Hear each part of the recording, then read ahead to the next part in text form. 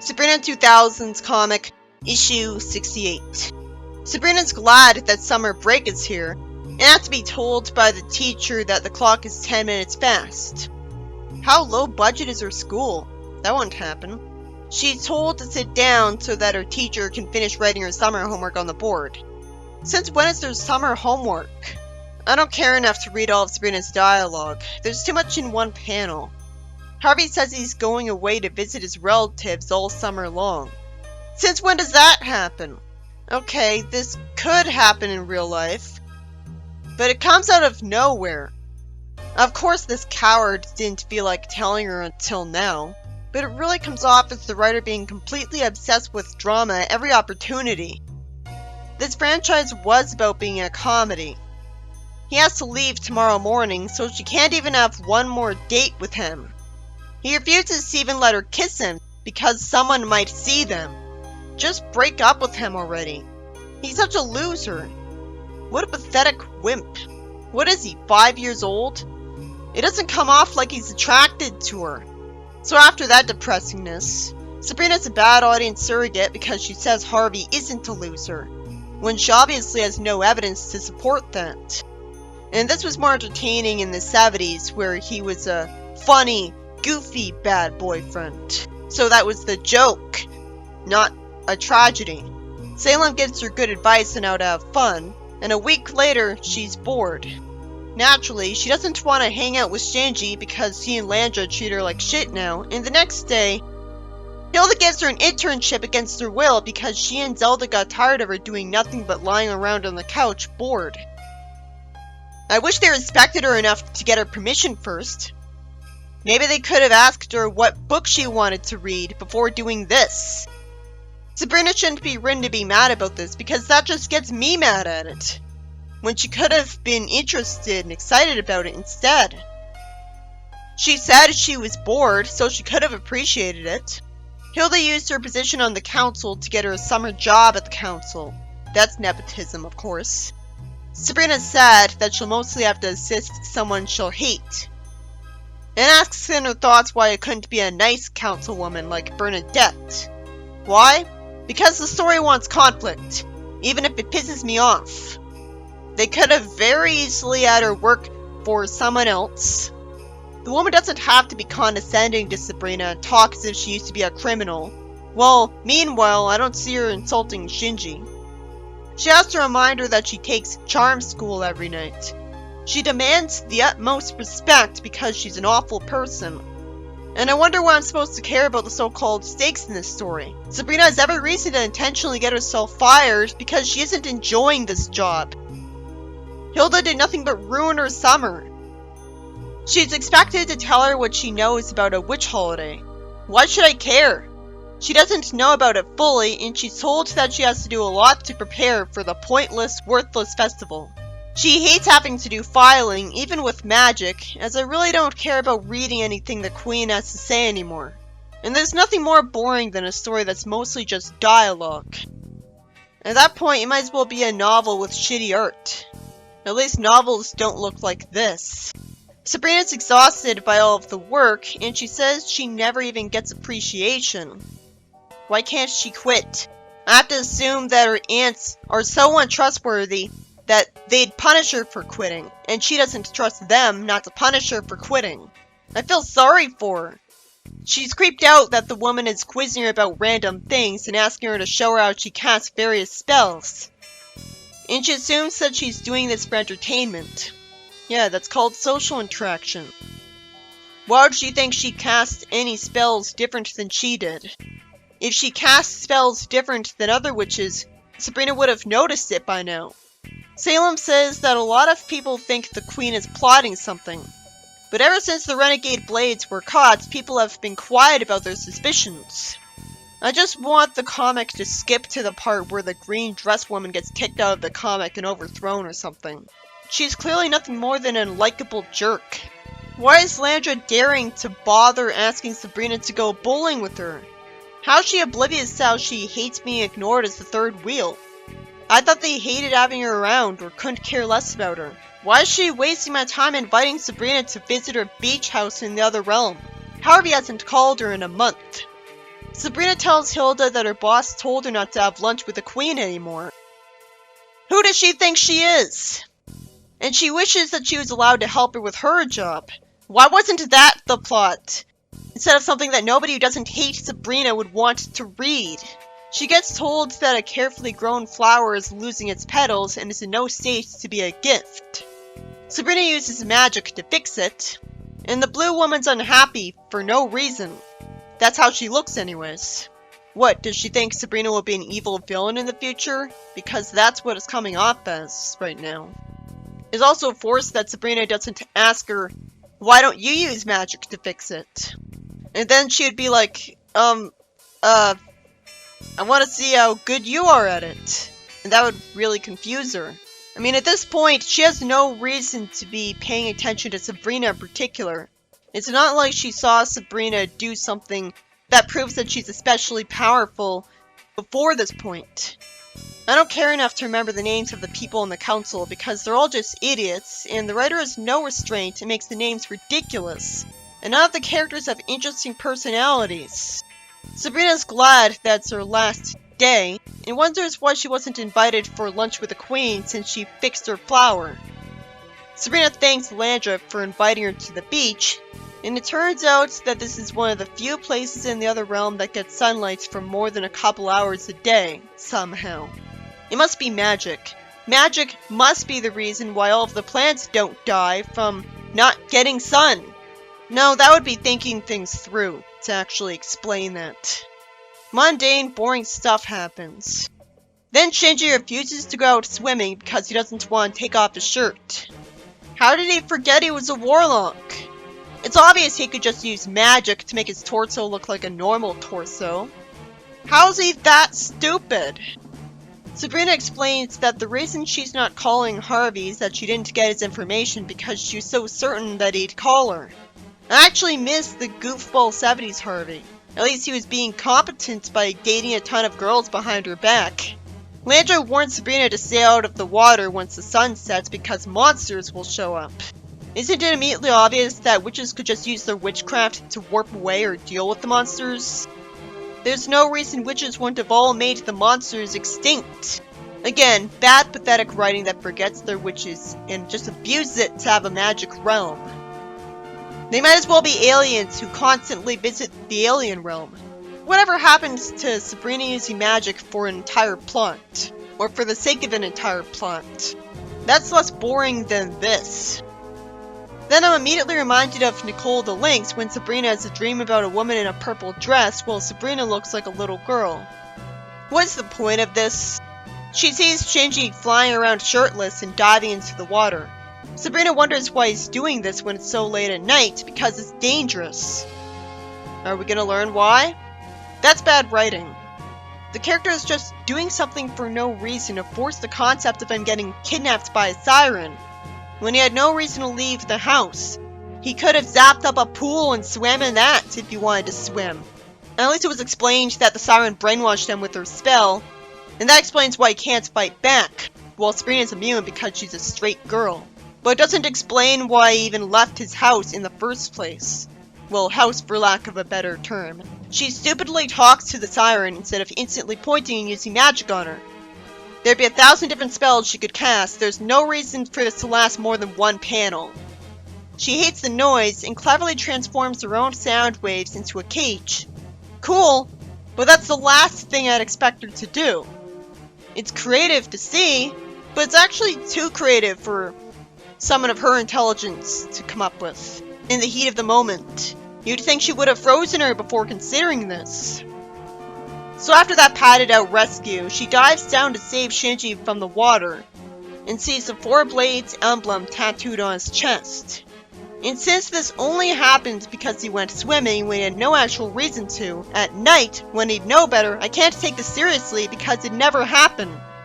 And if he angsted about this earlier, thinking that it cost him his childhood, there's really no reason he wouldn't have just pointed to get rid of it.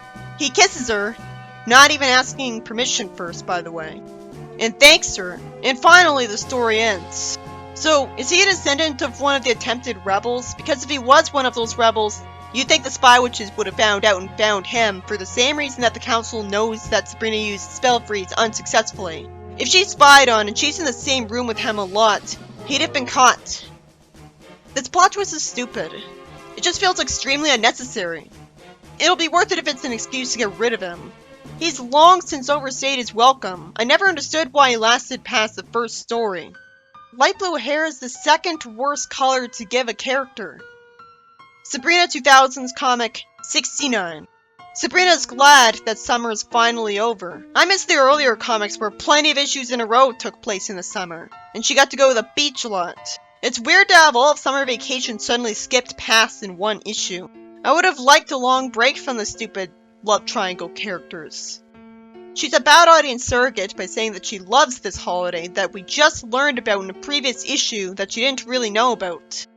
As if apparently she celebrated it before. Shinji's unhappy at the restaurant and says that the effects of the siren that attacked him are still wearing off. Even though he's a witch, he somehow came to the conclusion that he was saved by a mermaid and not one of the girls around him. Why would he call her gorgeous around his girlfriend? He's nothing but conflict balls the character. This is so boring. There's too many panels I don't care about.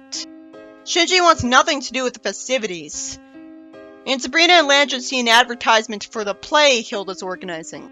You know, why is she even organizing a play at all? She's supposed to be the one in charge of erasing mortal memories of magic. This is a complete waste of her time. I always wanted to see world building in the other realm. So it's too bad that when it first started happening, I couldn't care less about it because it's trapped in this lame manga and surrounded by nothing but stupid writing. With barely any witches that are actually dressed like witches. Since when has it even been referenced that they eat witch food?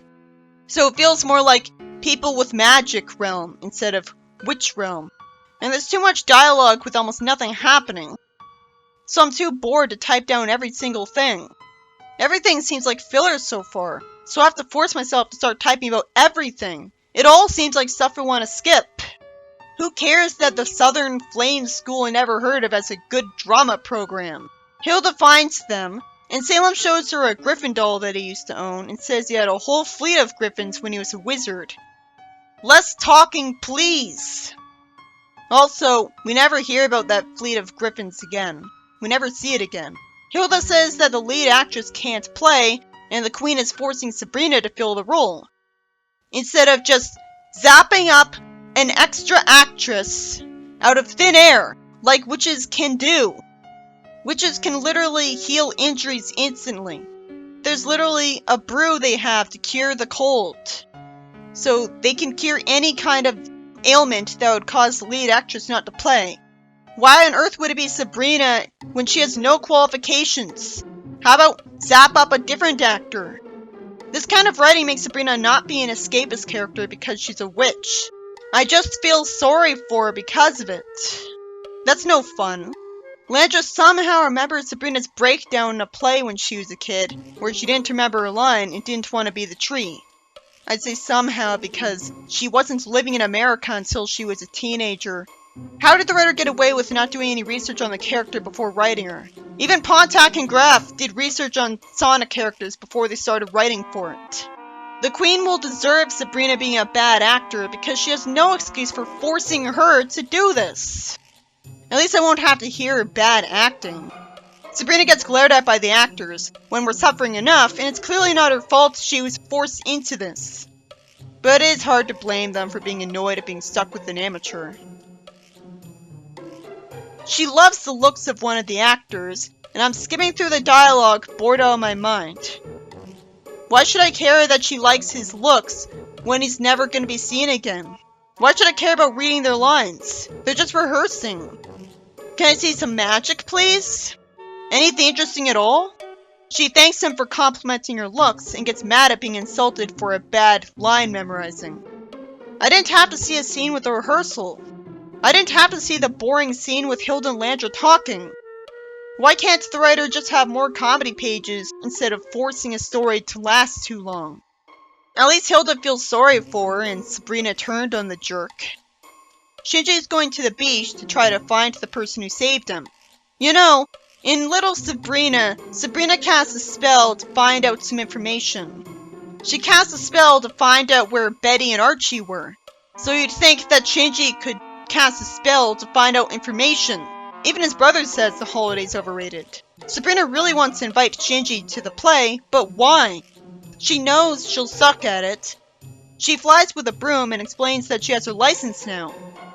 And we didn't even see her get it. Why couldn't she have had her license before? Why would he see Sabrina as a siren at first? He doesn't usually hallucinate.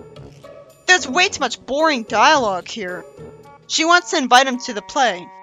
He already knows the history behind the play and says that the council only tells things a certain way, while there are other sides to the story. He refuses to explain himself, being an idiot once again, and she likes the fireworks, and he says that he came here for peace and quiet, but still couldn't escape it. He could warp anywhere, so this whole scene doesn't have an excuse to happen. Sabrina asks him what's going on with him, and at least explains in her thoughts that she doesn't really want to know the truth behind his scar. He says that there was a reason the Renegade Blades wanted to create a new government. You know, you think Sabrina would kind of agree with him because she knows that the green dress lady's a bitch. He says that the council is telling everyone that the four Blades now live in cozy homes in the mortal realm with no memories of their magical lives, but it's not true. The fire background really didn't encourage me to read all of the dialogue. I don't know why it has to have backgrounds so much that are completely unrealistic just to overemphasize their emotions. Maybe I could forgive that if the way the characters looked was good. Maybe I wouldn't be so bored if I wasn't distracted the whole time by how bad the art was, like it's issue 152 of Archie. Why is she walking away creeped out instead of staying to hear the truth? What kind of friend is she? Why doesn't he just tell her the truth? What kind of friend is he? She has no reason to side with the council and like it herself. She hates that stupid green dress lady. She's worried about how she'll do in the play, and I promptly remember the actual Sabrina, and wonder why she won't use magic to make herself a great actor. She made herself a great saxophone player, and a great singer. Not to mention the 70s cartoon had her be such a good actor that she had Jughead have hearts around him. It's too bad they didn't get a writer that was really familiar with the series. Ugh, this story is so boring. I'm not bothering with any of the dialogue. The art is just too bad for me to care about the giant amount of dialogue when it's a completely pointless scene where the writing is too stupid for me to take it seriously. I mean, Shinji said that it was all false history anyways. He kisses one of the actresses when that wasn't in the script. That's illegal. What kind of writing is it that he's gonna completely get away with it? Sabrina's glad that she somehow didn't flub any of the lines. Well, at least it avoids some conflict, but then don't have her not be a good actress if it won't lead to anything. It's a shame. I should be interested in this because it's history building, but the comic doesn't make me care about it. I don't take it seriously. I'm just wondering why Sabrina has a manga art style. Let me guess. It's a play about drama and sadness, and I just want my charming comedy Sabrina back. I don't need another reason to hate the council because I already hate that green dress lady. So why would I want to experience a story about the rebels failing to overthrow them? That's just depressing. It just makes the council look like assholes that they're dedicating an entire festival and a play to bragging about the fact that they survived a coup. She sees Shinji crying and she gets a letter from Harvey, which says that he rushed into things before he was actually ready. He breaks up with her through a letter, which is just like him, and she wonders what she did wrong. More drama. I can't believe there's 30 more issues of this. It does feel realistic because of how he was acting earlier. But man, this comic is way too boring to motivate me to read all of its dialogue. What was the point of even writing her to get together with Harvey? It's just shallow fan service that makes the audience happy for one panel, and then everything after that is just depressing drama. It's just abusing the Harvey and Sabrina ship to depress us for drama. No better than Go to the Future with the Silver and Blaze ship. At that point, he shouldn't have been written to say he loved her at all. Most of the story felt like it was just pointless. This story was mostly just pointless things happening one after the other, boring me. Eventually, Sabrina goes to the other realm with Landra and Shinji, and for some reason she has to save Shinji from a siren in the ocean. No explanation for why he left the place he was in and went to the ocean. I guess he heard a siren song all the way from his bed. So he was brainwashed, so he couldn't defend himself. So she had to save him. But for no reason she takes more than one panel to do so, even though she's omnipotent. Besides, you'd think that witches, in a world full of all-powerful witches, would have made every monster extinct by now. Oh yeah, and I hated that Hilda forced her to work for someone awful, ruining her entire summer. And it could have easily not been annoying. Sabrina could have been happy about it. There's no reason for the writer to not write her as working for Hilda instead. So this story was about Four Blades Day, a festival that came completely out of nowhere for the Sabrina series because it's important to the manga continuity. And Sabrina's forced to be in a play, even though she's not an actress and witches can literally conjure up people whenever they want. It was just another really boring issue. You'd think someone would be a bit more upset that Harvey broke up with Sabrina. Well, at least it happened on screen, unlike in the sitcom. He was such a terrible boyfriend that it was actually for benefit. And he's not Harvey, he's just lame, so I don't actually mind.